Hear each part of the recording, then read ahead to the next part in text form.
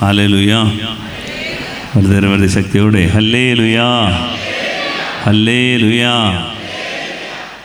നമ്മളിന്ന് വചനത്തിൻ്റെ ഒരു അഭിഷേകത്തിന് വേണ്ടി ആഗ്രഹിച്ച് പ്രാർത്ഥിക്കാം.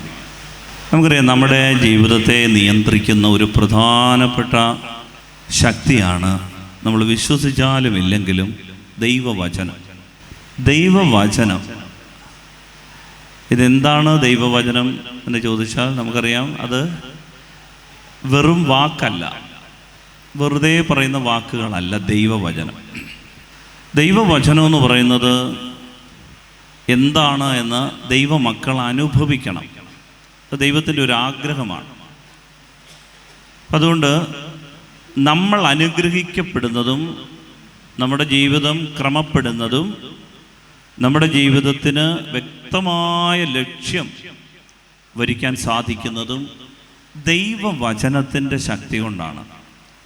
നമ്മുടെ ജീവിതം അനുഗ്രഹിക്കപ്പെടാൻ ദൈവം ഒരുക്കുന്ന ഒരു പ്രധാനപ്പെട്ട വഴിയാണ് ദൈവവചനത്തിലുള്ള നമ്മളുടെ താല്പര്യം, അതിലുള്ള നമ്മുടെ വിശ്വാസം. വെറുതെ പറയാം, ഹല്ലേലൂയ, ഹല്ലേലൂയ, ഹല്ലേലൂയ.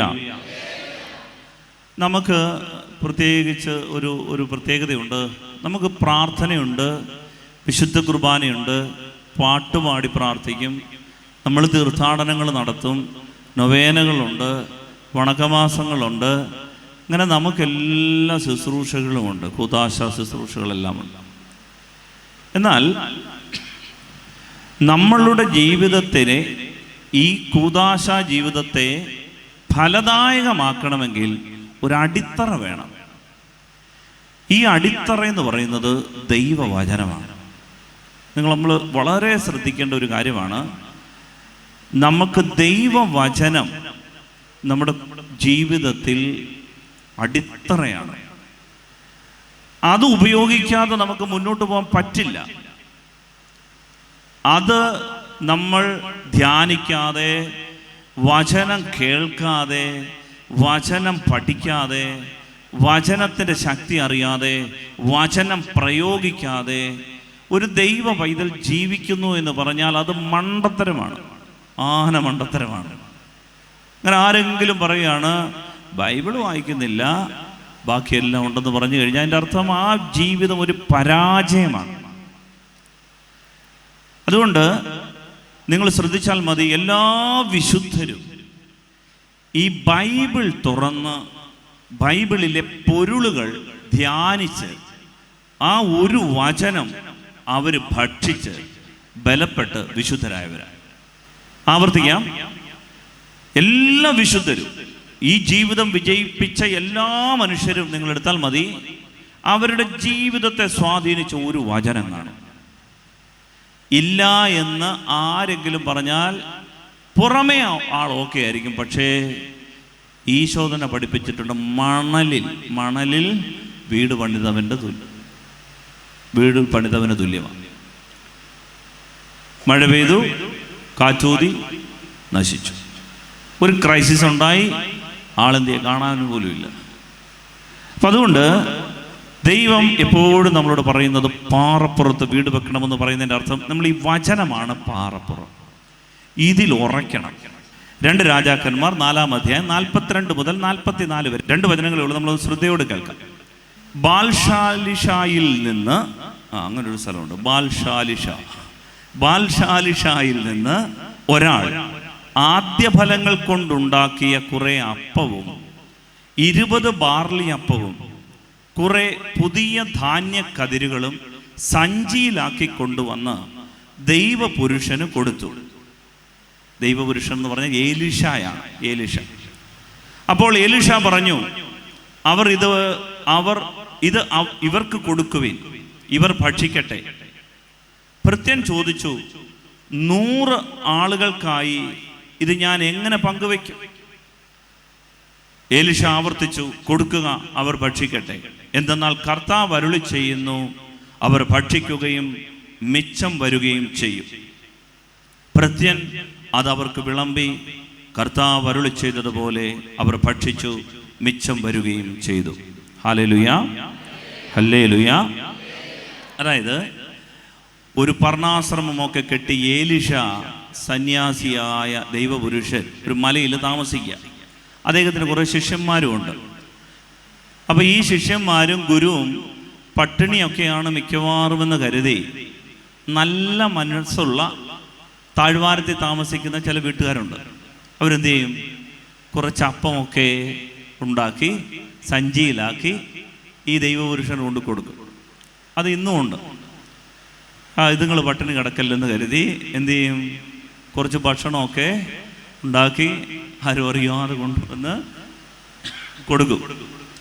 അപ്പം ഇങ്ങനെ ഒരു മനുഷ്യൻ, ഒരു പാവപ്പെട്ട മനുഷ്യൻ, ദൈവവിശ്വാസമുള്ള മനുഷ്യൻ ദൈവത്തെ പ്രതി സഞ്ചിയിൽ കുറേ അപ്പം ഉണ്ടാക്കി കൊണ്ടുവന്ന് ഈ ദൈവപുരുഷന് കൊടുത്തിട്ട് പറഞ്ഞു, ഇവിടെ ശിഷ്യന്മാരൊരു 100 പേരൂടുണ്ട്, പക്ഷേ ഗുരു ഇതവരെ കാണിക്കരുത്.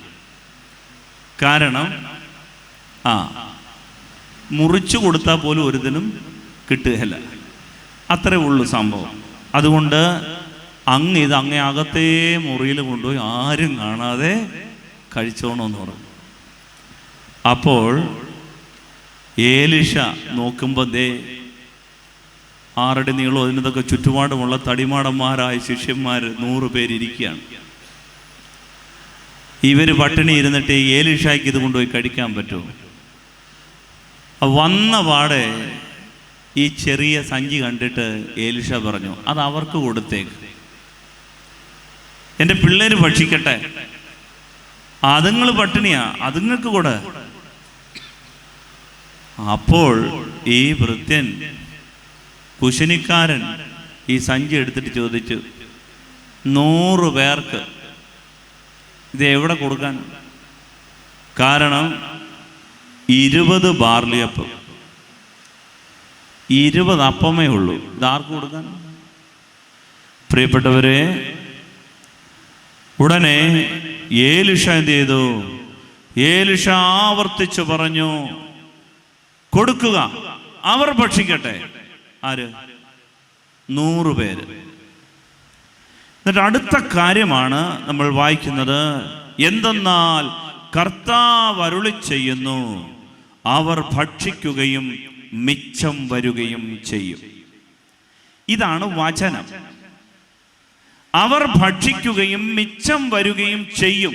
ഈ വചനം ദൈവപുരുഷന് ദൈവം നേരത്തെ കൊടുത്തിരുന്നു. ദൈവപുരുഷൻ എന്ത് ചെയ്തു? ഈ വചനത്തിൽ വിശ്വസിച്ചു. ബാക്കി ഭൃത്യന്മാരെല്ലാവരും ഒഴിഞ്ഞ സഞ്ചിയിലേക്കാണ് നോക്കുന്നത്. അയ്യോ, 20 അപ്പേ ഉള്ളൂ, ഇതെന്ത് ചെയ്യാനാ? പക്ഷെ ദൈവപുരുഷൻ നോക്കിയത് ദൈവവചനത്തിലേക്കാണ്. കർത്താവ് അരുളി ചെയ്തു, അവർ ഭക്ഷിക്കുകയും മിച്ചം വരികയും ചെയ്യും. ഹല്ലേലൂയാ. സർവ്വമേർത്തി ഹല്ലേലൂയാ. പ്രിയപ്പെട്ടവരെ, ഈ വചനത്തിലാണ് ദൈവ പൈതൽ വിശ്വസിച്ചത്. ദൈവ പൈതൽ വിശ്വസിച്ചു, ഈ വചനം ക്രിയ ചെയ്യും. ഈ വചനം ഈ സഞ്ചിയിൽ കടന്ന് ആ സഞ്ചിയിലുള്ള അപ്പത്തെ വർദ്ധിപ്പിക്കും. 100 പേരും കഴിക്കും.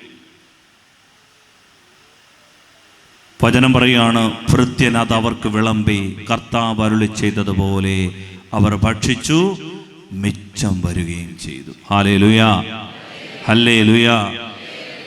ഇത് നമ്മൾ പറയുമ്പോൾ അത് പഴയ നിയമത്തിൽ ബൈബിളിൽ പറഞ്ഞ കാര്യമാച്ച അതുമല്ലോ നമുക്കിപ്പോൾ അങ്ങോട്ട് വിശ്വസിക്കാൻ പറ്റും. അതിനൊരു ഉദാഹരണം നിങ്ങൾക്ക് പറഞ്ഞെങ്കിലേ ഒരു സാക്ഷ്യം ഇപ്പോൾ പറയും. ഈ വചനം എങ്ങനെയാണ് ക്രിയ ചെയ്യുന്നത്? ഒരു വലിയ സാക്ഷ്യം കർത്താവ് നമ്മുടെ ഇവിടെ ഒരുക്കിയത്. നമ്മുടെ ഷീജ അല്ലേ, ഷീജ ചേച്ചി ഫ്രണ്ടിലോട്ട് വന്നു. ദൈവ തിരുനാമത്തിന് മഹത്വം ഉണ്ടായിരിക്കട്ടെ. യേശുവിൽ പ്രിയമേറിയ വൈദിക ശ്രേഷ്ഠരെ, മാതാപിതാക്കളെ, സഹോദരി സഹോദരങ്ങളെ, കുഞ്ഞുങ്ങളെ, ഞാനിവിടെ ഇപ്പോൾ ഈ ആലയത്തിൽ വന്നതിന് കാരണം എൻ്റെ അനുജത്തി ജ്യോതി ആണ്. കാരണം എനിക്ക് ലെഫ്റ്റ് ബ്രസ്റ്റിന് ഒരു ട്യൂമർ വന്നു. ഞാനത് വലിയ കാര്യമാക്കിയില്ല. വീട്ടിലെ കാര്യങ്ങളും ജോലി തിരക്കുകളും ഒക്കെ ആയിട്ടൊരു സ്ത്രീകൾക്ക് ഉണ്ടാവുന്ന ബുദ്ധിമുട്ടുകളുണ്ടല്ലോ. ഞാനൊരു വീട്ടമ്മയാണ്, ഹൗസ് വൈഫാണ്. അപ്പം ഇച്ചിരി കഴിയട്ടെ എന്ന് നോക്കിയിരുന്നു. ഓരോ കാരണങ്ങൾ കൊണ്ട് ഞാൻ മാറ്റി വെച്ചു. അങ്ങനെ അത് ഒരു വർഷത്തിൽ കൂടുതലായി അങ്ങനെ മാറ്റി വെച്ചപ്പോൾ. അതിനുശേഷം ഞാൻ കൊണ്ടുപോയി എല്ലാ ജോലികളും ഒതുക്കി. അതിനുശേഷം ഡോക്ടറെ ഒന്ന് കാണിച്ചു. ഡോക്ടറെ പത്തനംതിട്ട മുത്തൂറ്റാണ് കാണിച്ചത്. അവിടെ കാണിച്ചപ്പോൾ ഡോക്ടർ മാമോ എടുക്കാൻ പറഞ്ഞു. മാമോ എടുത്തപ്പോൾ സംഗതിയെല്ലാം പോസിറ്റീവാണ്. അപ്പോഴത്തേനും ഡോക്ടർക്കും പ്രയാസം. ഡോക്ടർ ഞാൻ അറിയുന്നതാണ്, അതുകൊണ്ട് ഡോക്ടർ വളരെ കാര്യമായിട്ട് സംസാരിച്ചു. ഇത്രമേൽ വെച്ചുകൊണ്ടിരുന്നത് എന്തിനാണെന്നൊക്കെ ചോദിച്ചു. അപ്പം ഞാൻ അതിന് ശേഷം ഡോക്ടർ പറഞ്ഞു, ഇവിടെ പറ്റില്ല, നിങ്ങൾ മറ്റെവിടെങ്കിലും പോയി അതിൻ്റെ ഇത് ചെയ്യണമെന്ന് പറഞ്ഞു. ഞങ്ങൾ തിരക്കി പരുമല ഹോസ്പിറ്റലിലായിരുന്നു ട്രീറ്റ്മെൻറ്റ്. പരുമല ചെന്നു, ഡോക്ടറെ കണ്ടു. അവിടെ ഡോക്ടർ ഇതെല്ലാം കണ്ട് സംസാരിച്ചതിന് ശേഷം പെറ്റ് സ്കാൻ എടുക്കാൻ പറഞ്ഞു. അപ്പോൾ ഹോൾ ബോഡി സ്കാനിങ് ആണ് പെറ്റ് സ്കാൻ എന്ന് പറയുന്നത്. വേറെ എവിടെയെങ്കിലും ബാധിച്ചിട്ടുണ്ടോ എന്നറിയാൻ ഡോക്ടർക്ക് നോക്കിയപ്പോൾ തന്നെ മനസ്സിലായി, അതിൻ്റെ സീരിയസ്നെസ് മനസ്സിലായായിരുന്നു. അപ്പോൾ പെറ്റ് സ്കാൻ എടുത്തപ്പോൾ മറ്റ് എങ്ങുമില്ല. പക്ഷേ എൻ്റെ കഴുത്തിൻ്റെ ഈ തോളിൻ്റെ എല്ലിൻ്റെ അടിയിലായിട്ട് ഒരു മുഴ ഉണ്ട്. അത് വളരെ പ്രയാസമാണ്. സർജറി ചെയ്യാൻ ഏറ്റവും വലിയ ബുദ്ധിമുട്ടുമാണ്. അങ്ങനെ ഡോക്ടർ സംസാരിച്ചു. എനിക്ക് 2 മക്കളാണ്, പെൺമക്കളാണ്. ഹസ്ബൻഡ് ബിസിനസ്സാണ്, റബ്ബറിൻ്റെയൊക്കെ ബിസിനസ്സാണ്. ഇപ്പം അതൊക്കെ കുറഞ്ഞിരിക്കുന്ന കാലമാണെന്ന് അറിയാമല്ലോ. അപ്പോൾ എല്ലാവരും വിഷമിച്ചു. എന്ത് ചെയ്യുമെന്നറിയത്തില്ല, സർജറി ചെയ്യാൻ പറ്റത്തില്ല. പരിശോധിച്ചപ്പോൾ എൻ്റെ സ്റ്റേജ് എന്ന് പറയുന്നത് സ്റ്റേജ് 3C. അപ്പോൾ ഇങ്ങനെ ആകെപ്പാടെ എല്ലാവരും തകർന്നു. എൻ്റെ അനുജത്തിയാണ് ജ്യോതി. എനിക്ക് മദറുണ്ട്, 85 വയസ്സാണ്. അപ്പോൾ ഇതെല്ലാം സഹോദരങ്ങളുണ്ട്, എല്ലാവരും തകർന്നു പോയി. അപ്പം ഞങ്ങളിങ്ങനെ പറഞ്ഞുകൊണ്ടിരുന്ന സമയത്ത് ഈ ഞങ്ങൾ ജ്യോതിമോളെന്നാണ് വിളിക്കുന്നത്. ജ്യോതിമോൾ പറഞ്ഞു, നമുക്കിവിടെ തുമ്പോണ്, അച്ഛൻ്റെ അടുത്ത് നമുക്കൊന്ന് വരാം എന്ന് പറഞ്ഞു. ഞാൻ പറഞ്ഞു വരാമെന്ന് പറഞ്ഞു. ഞാനും ഹസ്ബൻഡും കൂടെ അവളെയും കൂട്ടി ഞങ്ങളിവിടെ വന്നു.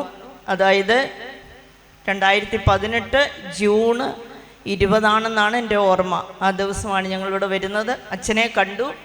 അച്ഛൻ കാര്യങ്ങളൊക്കെ ചോദിച്ചു. അച്ഛൻ പ്രാർത്ഥിച്ചു. പ്രാർത്ഥിച്ചതിന് ശേഷം അച്ഛൻ എന്നോട് പറഞ്ഞത്, യെശയ്യാ പ്രവാചകൻ്റെ പുസ്തകം 53-ാം അധ്യായം 5-ാം വാക്യം 33 പ്രാവശ്യം പ്രാർത്ഥിച്ചു കൊണ്ടിരിക്കുക. നിങ്ങളുടെ കുടുംബത്തിലുള്ള എല്ലാവരും പ്രാർത്ഥിക്കട്ടെ എന്ന് പറഞ്ഞു. യെശയ്യാ പ്രവാചകൻ്റെ പുസ്തകം 53-ാം അധ്യായം 5-ാം വാക്യം ഞങ്ങൾ ഉരുവിട്ട് പ്രാർത്ഥിച്ചു. ഞാൻ അടുത്തതൊക്കെ ട്രീറ്റ്മെൻറ്റ് തുടങ്ങി. പരുമല പോയി ട്രീറ്റ്മെൻറ്റ് ചെയ്തുകൊണ്ടിരിക്കുകയാണ്. 6 കീമോ വേണം.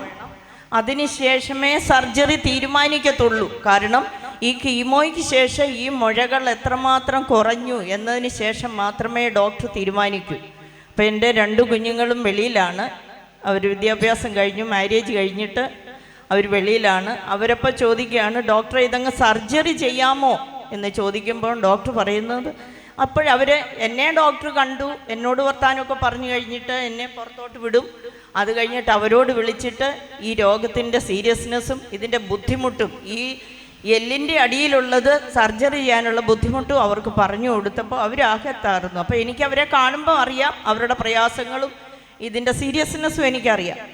അപ്പം ഡോക്ടർ നമുക്ക് ഏതായാലും 6 കീമോ എടുക്കാം എന്ന് പറഞ്ഞു. അപ്പോൾ എൻ്റെ ഹോർമോണൊക്കെ ടെസ്റ്റ് ചെയ്തു. ഹോർമോൺ ടെസ്റ്റ് ചെയ്തപ്പോൾ ER PR അത് 2 നെഗറ്റീവ്. അപ്പോൾ എനിക്ക് ട്രീറ്റ്മെൻറ്റ് ചെയ്യുന്നത് എത്രമാത്രം ഫലവത്താകുമെന്ന് ഡോക്ടർക്ക് അറിയത്തില്ല. ഇങ്ങനെ നെഗറ്റീവായിട്ട് വരുന്നത് വളരെ പ്രയാസമാണെന്ന് എനിക്കറിയില്ല, മെഡിക്കലിൻ്റെ ഒന്നും എനിക്കറിയില്ല എന്ന് പറഞ്ഞപ്പോൾ ഡോക്ടർ പറഞ്ഞു, അതിന് നമുക്കൊരു ഇഞ്ചക്ഷൻ എടുക്കണം. അത് 17 എണ്ണമാണ് വേണ്ടത്. അത് നമുക്ക് കീമോയുടെ കൂടെ കൊടുക്കാം, കോസ്റ്റ്ലിയാണ്. അപ്പോൾ അത് നമുക്ക് ചെയ്യാം എന്ന് പറഞ്ഞു. അപ്പം ഡോക്ടറോട് പറഞ്ഞു ചെയ്യാം എന്ന്. മക്കൾ പറഞ്ഞു ചെയ്യാം. ഹസ്ബൻഡും പറഞ്ഞു എല്ലാവരും ഉണ്ട്, എൻ്റെ റിലേറ്റീവ്സ് ഉണ്ട്, സഹോദരങ്ങളുണ്ട്, എല്ലാവരും എനിക്ക് സപ്പോർട്ടാണ്. ചെയ്യാമെന്ന് പറഞ്ഞു. അപ്പോൾ കീമോ എനിക്ക് സ്റ്റാർട്ട് ചെയ്തു. 6 കീമോയാണ്. കീമോയ്ക്ക് വളരെയധികം പ്രയാസമാണ് കീമോ. രാവിലെ 9:30 തുടങ്ങിയാൽ വൈകിട്ട് 5:30 കീമോ തീരുന്നത്. ആ കീമോ ടീമുകളെ കിടന്നുകൊണ്ട് ഞാൻ എൻ്റെ യേശുവിൻ്റെ ഈ വചനമാണ് എപ്പോഴും പ്രാർത്ഥിച്ചുകൊണ്ടിരിക്കുന്നത്. ഈ ജപമാല ഇല്ലാതെ ഞാൻ ഒരു ദിവസം പോലും ഹോസ്പിറ്റലിൽ പോയിട്ടില്ല. ഞാൻ എപ്പോഴും ആ കീമോ ടേബിളിൽ കിടക്കുമ്പോൾ ഇതങ്ങ് പ്രാർത്ഥിച്ചുകൊണ്ടിരിക്കുക. ഈ വചനം ദൈവത്തിൽ അർപ്പിച്ച് പ്രാർത്ഥിച്ച് വേദനയുണ്ട്. ഒരേ ഞരമ്പിക്കൂടെ ഒരേ കയ്യേല, അതായത് റൈറ്റ് ഹാൻഡേ മാത്രമേ ഇഞ്ചക്ഷൻ ചെയ്യത്തുള്ളൂ, ലെഫ്റ്റ് ഹാൻഡ് ചെയ്യത്തില്ല. അതിനപ്പം ഇവരോരോരുത്തരും വന്ന് എന്നെ ഇങ്ങനെ കൂടെ കയറി വരുന്നുണ്ട്, കൈ തിരുമ്മി തരും. ഇതൊക്കെ ചെയ്തുകൊണ്ടായിരിക്കുന്ന സഹോദരങ്ങളൊക്കെയും. അങ്ങനെ ചെയ്തു. 6 കീമോ കഴിഞ്ഞു. ഡോക്ടർ അപ്പം പറഞ്ഞു, നമുക്കൊന്ന് ടെസ്റ്റ് ചെയ്ത് നോക്കാം, ഇത് എത്രമാത്രം വലിപ്പം കുറഞ്ഞിട്ടുണ്ട് എന്നറിയാൻ വേണ്ടി നമുക്കൊന്ന് ടെസ്റ്റ് ചെയ്യാമെന്ന് പറഞ്ഞു. അപ്പോൾ പെറ്റ് സ്കാൻ എടുത്തു. പെറ്റ് സ്കാൻ എന്ന് പറയുന്നത് ഹോൾ ബോഡി സ്കാനിങ് ആണ്. ആ പെറ്റ് സ്കാൻ എടുത്തപ്പോൾ അതിൻ്റെ റിസൾട്ട് ഞങ്ങൾക്ക് ആർക്കും താങ്ങാൻ വയ്യ. ഞങ്ങൾ ഓർക്കും, എൻ്റെ ദൈവമേ ഞങ്ങൾക്കിത് കേൾക്കാൻ വയ്യ, ഇനിയത്തെ എന്തുവാണെന്ന്. അതായത് എൻ്റെ സ്റ്റേജ് 3C ആണ്. അപ്പം പെറ്റ് സ്കാൻ എടുത്തു കഴിഞ്ഞപ്പോൾ അത്ഭുതമെന്ന് പറയട്ടെ, എൻ്റെ ശരീരത്തിൽ ഒരു ക്യാൻസറിൻ്റെ അംശവുമില്ല. Hallelujah, hallelujah. നമുക്ക് നല്ലൊരു കൈകടി കൊടുത്ത് കർത്താവിനെ മഹത്വപ്പെടുത്താം. ഒരു ശകലം പോലും എൻ്റെ ശരീരത്തിലില്ല. ഡോക്ടർക്കൊക്കെ സംശയം, ഇത് എന്താ ഇങ്ങനെ ഒന്നുമില്ലയോ. അപ്പോഴും ഡോക്ടർ, ഇതിനകത്ത് ഇങ്ങനെ ഒരു പെറ്റ് സ്കാൻ ഞങ്ങൾ കണ്ടിട്ടില്ല, ഇത്ര വലിയൊരു ഇത്രയും അത്ഭുതമായിട്ട് കണ്ടിട്ടില്ല. അതുകൊണ്ട് നമുക്ക് ഏതറ്റം വരെ പോയാൽ ഇത് സർജറി ചെയ്ത് നീക്കണം, ഈ ഇല്ലാത്ത സമയത്ത് സർജറി ചെയ്യണമെന്ന് പറഞ്ഞപ്പോൾ ഈ പരുമലയിലെ ഡോക്ടർ ഓങ്കോളജി സർജനാണ്. പുള്ളിക്കാരൻ്റെ ഈ എല്ലിൻ്റെ അവിടെ സർജറി ചെയ്യാൻ പ്രയാസം. അപ്പോൾ ഡോക്ടർമാർ തന്നെ അവർ കോട്ടയം കാരിത്താസിന് വിളിച്ചു. കാരിത്താസിൽ പോയി എൻ്റെ ഈ സർജറി 3 സർജറിയും ചെയ്തു. ലിംഫിനെ ബാധിച്ചു, ബ്രസ്റ്റ്, ലിംഫ്, കഴുത്തിൻ്റെ ഇവിടെ 3 ഒരുപോലെ സർജറി നടത്തി. അതിന് ബയോപ്സിക്ക് അയച്ചു. വീണ്ടും അവർ തന്നെ ബയോപ്സിക്ക് അയച്ചപ്പോൾ അതിൻ്റെ റിസൾട്ട് 0, ഒന്നുമില്ല. അങ്ങനെ കർത്താവിനെ ഞാൻ മഹത്വപ്പെടുത്തുന്നു. എൻ്റെ കൂടെ എനിക്ക് എല്ലാവരും ഉണ്ടായിരുന്നു, എന്നെ സഹായിക്കാൻ എൻ്റെ ബന്ധുക്കൾ, റിലേറ്റീവ്സ്. എന്നെ അറിയുന്നത് എൻ്റെ വീട് കോന്നിയാണ്. ഞാൻ എൻ്റെ അനുജത്തി, എൻ്റെ വീടാണ് കൈപ്പട്ടൂര്. അങ്ങനെയാണ് ഞങ്ങളിവിടെ വരുന്നത്. അവിടെ എല്ലാവരും പ്രാർത്ഥനയായിരുന്നു. ഞാൻ നിങ്ങളോടും പറയുന്നത് അത് തന്നെയാണ്. നമുക്ക് എല്ലാവർക്കും ചിലർക്കൊക്കെ രോഗം ഉണ്ടായിരിക്കും, പക്ഷെ നമ്മളത് ആരോടും പറയത്തില്ല. ഇത് അറിഞ്ഞാൽ എന്താണ്, അല്ലെങ്കിൽ നാണക്കേടാണോ, മറ്റുള്ളവർ നമ്മളെ കുറ്റപ്പെടുത്തുമോ എന്നൊക്കെയുള്ളത് നമുക്ക് തോന്നും. പക്ഷെ അങ്ങനെയല്ല, നമ്മൾ പരസ്പരം പറയണം. അറിയുന്ന ഏത് മനുഷ്യരും നമുക്ക് വേണ്ടി പ്രാർത്ഥിക്കുകയുള്ളൂ, പ്രാർത്ഥിക്കാതിരിക്കത്തില്ല, ഒരിക്കലും പ്രാർത്ഥിക്കാതിരിക്കത്തില്ല. ഷീജ ചേച്ചിയുടെ ഒരു പ്രത്യേകത ഞാൻ കാണുകയാണ്. അതായത് ഈ 2 മക്കൾ, ഈ ചേച്ചി എന്ത് ട്രീറ്റ്മെൻറ്റ് പോകാഞ്ഞെന്നറിയോ? ഈ അമ്മമാരുടെ മഹത്വ സഹനം. അതായത് ഞാൻ ചോദിച്ചു, എന്താ ചേച്ചി ഇത് അറിഞ്ഞപ്പോൾ തന്നെ ട്രീറ്റ്മെൻറ്റിന് പോകേണ്ടിയിരുന്നില്ലേ? അപ്പോൾ ചേച്ചി പറയുകയാണ്, എൻ്റെ അച്ഛൻ, എൻ്റെ കുഞ്ഞുങ്ങൾ അതുങ്ങൾ ഒരാൾ പ്രസവിച്ച് കിടക്കുകയാണ്, ഒരാൾ പ്രഗ്നൻ്റാണ്. കല്യാണത്തിൻ്റെ ഈ തിരക്ക് പിടിച്ച് അമ്മമാർ നടക്കുകയാണ്, എല്ലാം സഹിച്ചുകൊണ്ട്. ഇതാണ് ഈ അമ്മമാർ, ഈ മക്കൾക്ക് വേണ്ടി അവരെല്ലാം ഒന്ന് സെറ്റിൽഡ് ആക്കിയിട്ട് എന്നാൽ പോയി ട്രീറ്റ് ചെയ്തേക്കാമെന്ന് കരുതിയപ്പോൾ ഡോക്ടർ പറഞ്ഞു ഇനിയും ട്രീറ്റ് ചെയ്യേണ്ടി വരത്തില്ല, ക്യാൻസർ 3rd സ്റ്റേജ് കഴിഞ്ഞു. കാരണം ഉള്ളിലെല്ലാം ആയി. അപ്പോഴാണ് ഇവിടെ വന്നപ്പോൾ കർത്താവിൻ്റെ ഒരു വചനം കൊടുത്തു. യേശയ്യാ 53:5 വചനം ഇതാണ്: നമ്മുടെ അതിക്രമങ്ങൾക്ക് വേണ്ടി അവൻ മുറിവേൽപ്പിക്കപ്പെട്ടു, നമ്മുടെ അകൃത്യങ്ങൾക്ക് വേണ്ടി ക്ഷതമേൽപ്പിക്കപ്പെട്ടു, അവൻ്റെ മേലുള്ള ശിക്ഷ നമുക്ക് രക്ഷ നൽകി, അവൻ്റെ ക്ഷതങ്ങളാൽ നാം സൗഖ്യം പ്രാപിച്ചു. ഇത് വിശ്വസിച്ച് അങ്ങോട്ട് ചേച്ചി 33 തവണ അങ്ങോട്ട് പറയാൻ പറഞ്ഞു. ചേച്ചി അത് അപ്പം തന്നെയല്ല പറഞ്ഞത്, വീട്ടിൽ ചെന്ന് എല്ലാവരും എടുത്തു ഇത് പറഞ്ഞു. അവരെല്ലാം പറഞ്ഞു പെറ്റ് സ്കാൻ, അങ്ങനൊരു സ്കാനുണ്ട് എന്ന് പറഞ്ഞു കഴിഞ്ഞാൽ 1/2 മണിക്കൂറോളം ഇതിനകത്ത് കിടക്കണം, അനങ്ങാതെ കണ്ണു അടച്ചു. ശരീരത്തിൽ എവിടെയെങ്കിലും ക്യാൻസർ ഉണ്ടോ എന്ന്. അതിനു മുമ്പ് ഈ വചനം ശരീരത്തെ സ്കാൻ ചെയ്തിട്ടുണ്ടായിരുന്നു. ഹല്ലേലൂയാ, ഹല്ലേലൂയാ, ഈ വചനം അവൻ്റെ ക്ഷതങ്ങളാൽ നാം സൗഖ്യം പ്രാപിച്ചു. ചേച്ചി അതിനകത്ത് കിടന്ന് ഈ വചനം പറഞ്ഞുകൊണ്ട് കിടക്കുകയായിരുന്നു. ഈ വചനം സ്കാൻ ചെയ്തപ്പോഴത്തേന് ക്യാൻസർ സെൽസ് എല്ലാം പോയി, നോർമൽ സെല്ലുകൾ. അതാണ് ഇപ്പോൾ ഹോർമോണിൻ്റെ ഒരു ഡെഫിഷ്യൻസി ഉണ്ട്, അതിന് വേണ്ടിയിട്ടുള്ള ഇഞ്ചക്ഷനൊക്കെയാണ് ഇപ്പോൾ ചെയ്യുന്നത്. കർത്താവ് ഇപ്പോൾ ആരോഗ്യത്തോടുകൂടി വീണ്ടും എനിക്ക് ജീവിതം തീർന്നത്. വചനം പ്രവർത്തിക്കും. വചനം, അതുകൊണ്ടാണ് യേശയ്യായുടെ പുസ്തകം 55-ാം അധ്യായം 10-ാം തിരുവചനം പറയുന്നത് ഈ വചനം ഒരു പോരാളിയാണെന്ന് പറയും. വചനം ഒരു പോരാളിയാണ്. മഴയും മഞ്ഞും ആകാശത്തു നിന്നും വരുന്നു, അങ്ങോട്ട് മടങ്ങാതെ ഭൂമിയെ നനയ്ക്കുന്നു, അത് സസ്യങ്ങൾ മുളപ്പിച്ച് ഫലം നൽകി വിതയ്ക്കാൻ വിത്തും ഭക്ഷിക്കാൻ ആഹാരവും ലഭ്യമാക്കുന്നു. എൻ്റെ അധരങ്ങളിൽ നിന്ന് പുറപ്പെടുന്ന വാക്കും അങ്ങനെ തന്നെ.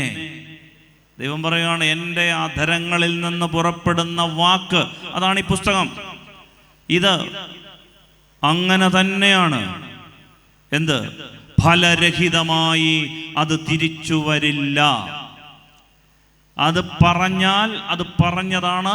അതൊരു പോരാളിയെ പോലെ ചെന്ന് തൻ്റെ കർത്തവ്യം നിർവഹിച്ച് വിജയം വരിച്ച് തിരിച്ചു വരും. അതുകൊണ്ട് മക്കളെ, നമ്മൾ എന്തെങ്കിലും പ്രശ്നം ഉണ്ടെന്നുണ്ടെങ്കിൽ ഒരു വചനം ദൈവത്തോട് ചോദിക്കണം, എടുക്കണം. എന്നിട്ട് ഈ വചനം 33 തവണ അങ്ങ് ആവർത്തിക്കും, വിശ്വാസത്തോടെ ആവർത്തിക്കും. ആ വചനം പ്രവർത്തിക്കും. ഒരു പയ്യൻ എന്നെ ഒരിക്കൽ വിളിച്ചിട്ട് പറഞ്ഞു, ഡൽഹിയിലാണ്, ജോലിയില്ല, പഠിത്തമില്ല, എല്ലാം പോയി. അതുകൊണ്ട് അച്ഛനേക്ക് വേണ്ടി പ്രാർത്ഥിക്കണം. ഞാൻ അന്നേരം ഒരു ധ്യാനത്തിന് പോയിക്കൊണ്ടിരിക്കുക, കൈ ബൈബിൾ ഉണ്ടായിരുന്നു. പുസ്തകം എടുത്ത് സങ്കീർത്തനം 47:7 തോന്നുന്നു. ഞാനത് കൊടുത്തിട്ട് പറഞ്ഞു, മോനെ ഇങ്ങനൊരു വചനമാണ് പറയുന്നത്, ഇന്ന് തന്നെ നീ അത് ഒരു 50 തവണ അങ്ങ് ആവർത്തിക്കാൻ പറഞ്ഞു. വചനം ഇതാണ്: ദൈവം ആകാശത്തിൻ്റെയും ഭൂമിയുടെയും സൃഷ്ടാവാണ്, സങ്കീർത്തനങ്ങൾ കൊണ്ട് അവിടുത്തെ സ്തുതിക്കും. ഇതാണ് വചനം. ഇത് കേട്ടിട്ട് അവൻ എന്നോട് ചോദിച്ചു, ചിലരും മിണ്ടുന്നില്ല. ഇച്ചിരി കഴിഞ്ഞപ്പോൾ അവൻ ചോദിച്ചു, അച്ഛാ ഞാൻ അച്ഛൻ്റെ സങ്കടം വെച്ചാൽ പറഞ്ഞു, ഞാൻ ഇതുകൊണ്ട് എന്ത് ചെയ്യണം വെച്ചാൽ. ഞാൻ പറഞ്ഞു, മോനെ ഇതാണ് നിനക്ക് കിട്ടിയ വചനം, നീ ഇതങ്ങ് റിപ്പീറ്റ് ചെയ്യാൻ പറഞ്ഞു. അവൻ ഫോൺ വെച്ചു, അവനത് ഇഷ്ടപ്പെട്ടില്ലെന്ന് തോന്നുന്നു. പക്ഷേ ഈ ചെറുക്കൻ എന്ത് ചെയ്തു? അവൻ ഇതങ്ങോട്ട് റിപ്പീറ്റ് ചെയ്തു 50 തവണ. തിരിച്ചവൻ്റെ മുറിയിൽ ചെന്ന്, പ്രിയപ്പെട്ടവരെ, ഒരു ആഴ്ച കഴിഞ്ഞില്ല അവൻ എന്നെ വിളിച്ചിട്ട് പറയുകയാണ്, അച്ഛാ ചില കുറേ ഞാൻ വിളിച്ച് കിട്ടിയില്ല അച്ഛാ, എനിക്ക് ഫ്രാൻസിൽ MBA പഠിക്കാൻ വേണ്ടി ഒരു സ്കോളർഷിപ്പ് കിട്ടിയെന്ന് പറഞ്ഞു.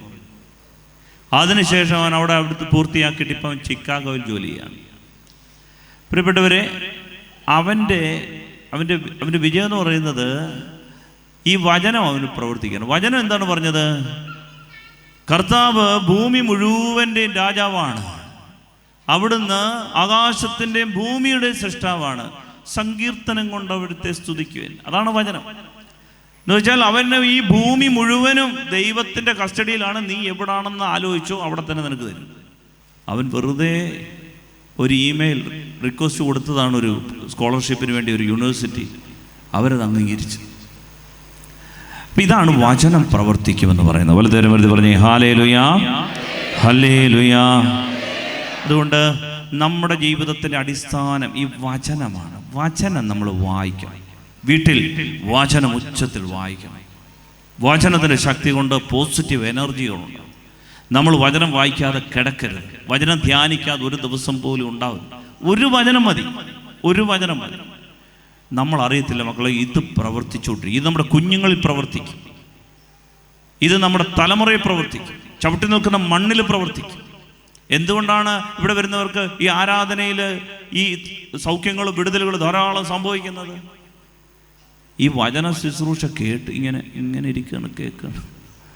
വചനം അങ്ങോട്ട് ഏറ്റെടുക്കും. എന്നിട്ട് എന്ത് ചെയ്ത് കഴിയുമ്പോൾ ദൈവത്തെ മനസ്സ് തുറന്ന് അങ്ങ് വിളിക്കും.